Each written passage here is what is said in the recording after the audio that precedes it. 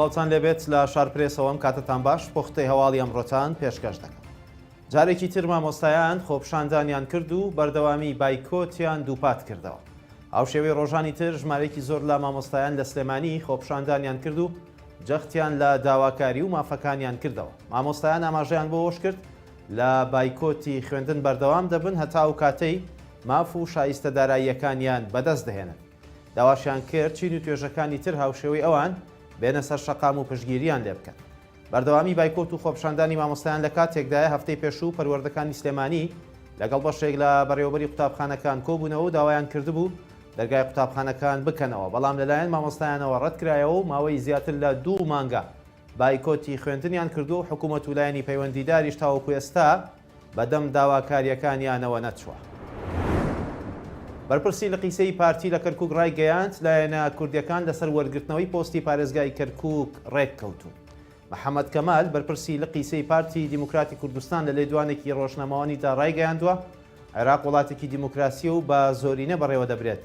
پۆستی پارێزگاری کەرکووکیش هاوشێوەی هەمان پۆستە سیادیەکانی دیکەیە کە پشت بە زۆرینەی کورسی دەبەستێت. هەر بۆیەش پۆستی پارێزگار بۆ کورد دەبێت. ئەو بەرپرسەی پارتی و تووشێتی ڕێککەوتنێکی کوردی کراوە بۆ وەرگرتنەوەی پۆستی پارێزگای کەرکووک. هەمومان دڵنیاین لەوەی نیوەی کورسیەکانی ئەنجومەنی پارێزگای کەرکووک بەدەست دەهێنین. محەممەد کەمال ئاماژەی بەوەش کردووە لۆژیک دەڵێت دەبێت ئەو پۆستە بۆ پارتی دیموکراتی کوردستان بێت و وردەکاریەکانی تریش ئەوەی پەیوەستە بە ناوی ئەو کەسەی دەبێتە پارێزگار هێشتا زووە و دواتر چارەسەر دەکرێت. دانیشتنی دادگای باڵای فیدرالی بۆ بڕیاردان لەسەر یاسای هەڵبژاردننی پەرلەمانی کوردستان بۆ 27 مانگە دواخرا.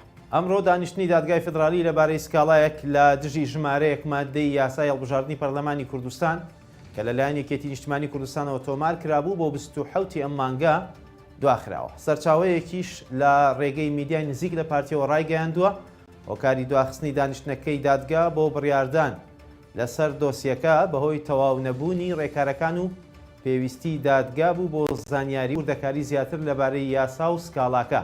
پێشتر یەکێتی بە فەرمی ئاشکرای کردبوو لە دژی 5 مادە یاسای هەڵبژاردننی پەرلەمانی کوردستان سکاڵایەکی بردووەتە دادگای فیدرالی کە تایبەتن بە ژمارەی کورسیەکانی پەرلەمانی یەکبازنەیی و فرەبازنەیی و هەڵبژاردن و ژمارەی کورسی کۆتاکان لە پەرلەمانی کوردستان.